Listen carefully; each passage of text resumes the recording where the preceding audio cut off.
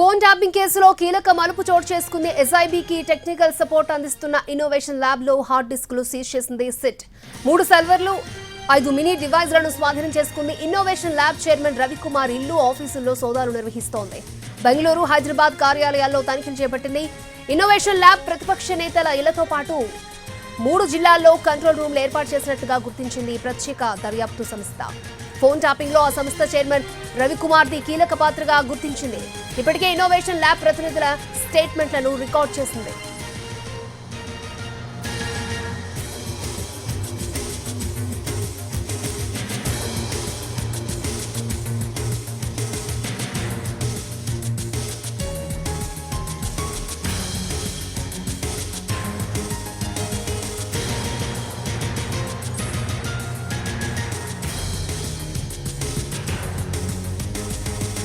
Phone tapping కేసులో కీలక మలుపు చోటు చేసుకుంది. ఎస్ఐబికి టెక్నికల్ సపోర్ట్ అందిస్తున్న ఇన్నోవేషన్ ల్యాబ్ లో హార్డ్ డిస్క్లను సీజ్ చేసింది సిట్.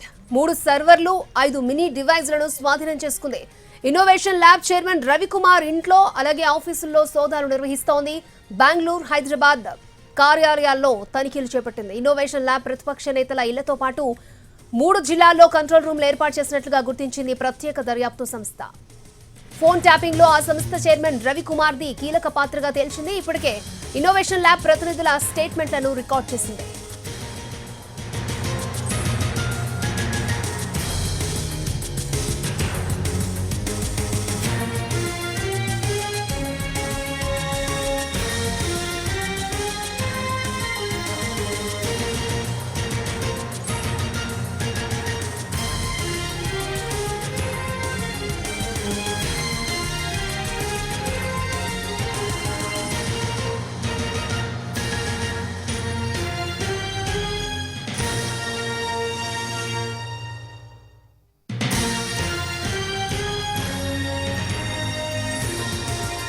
రైట్, ఫోన్ ట్యాపింగ్ కేసులో కీలక పరిణామం చోటు చేసుకుంది. ఎస్ఐబికి టెక్నికల్ సపోర్ట్ అందిస్తున్న ఇన్నోవేషన్ ల్యాబ్ లో హార్డ్ డిస్క్లను సీజ్ చేసింది సిట్.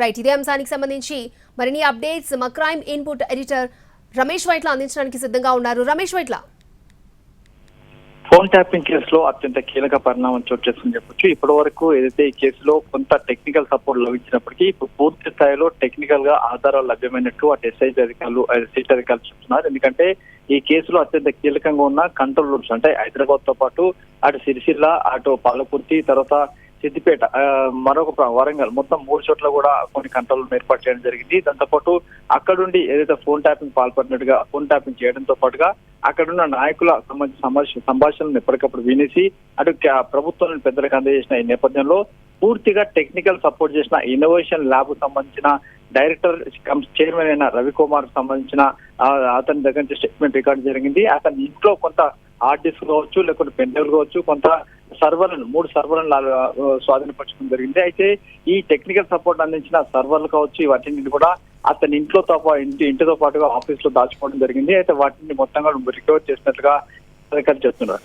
అయితే ఇప్పటికీ అటు రవికుమార్ స్టేట్మెంట్ రికార్డ్ చేస్తారు. అయితే సపోర్టింగ్ అంటే ఎక్కడెక్కడ ఏమేమి చేశారు, ఏ విధంగా చేశారు, ఎలా చేశారు అనే విషయం కూడా పూర్తిగా రవికుమార్ నుంచి కూడా చిత్తాధికారి స్టేట్మెంట్ రికార్డ్ చేసింది. కాబట్టి ఈ కేసులో అత్యంత కీలక పరిణామం చోటు చేసుకుంది.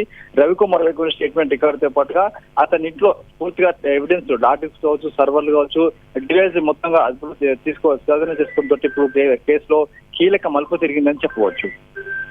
ఓకే రమేష్ వైట్ల.